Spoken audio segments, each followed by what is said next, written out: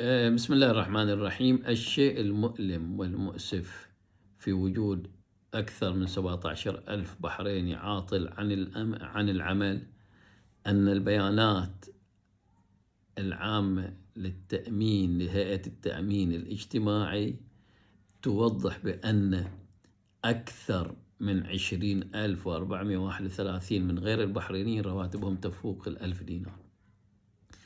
إذا كان لدينا في 2025 إذا كان لدينا العدد الهائل الذي يفوق 20,000 تفوق رواتبهم 1000 دينار من الأجانب، فهل هناك صعوبة في أن يحصل البحريني العاطل عن العمل وظيفة ذات مردود جيد؟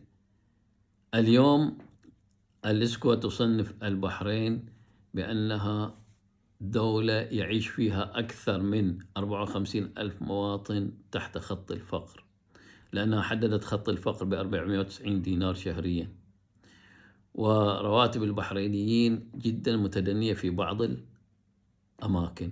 يعني عندنا حتى 200 دينار أكثر من 2142 شخص أغلبهم من الإناث رواتبهم تقل عن 200 دينار، ومن 200 دينار إلى 399 نسبة كبيرة جدا. عندنا 33% من البحرينيين 34,505، والرواتب من 400 إلى 599 24% عندنا 25,326. هذه النسبة من العمالة البحرينية ذات الرواتب المتدنية لو ضمت إلى العاطلين عن العمل لوجدنا أن العدد الكبير من البحرينيين يعيشون تحت خط الفقر الذي حددته الإسكو.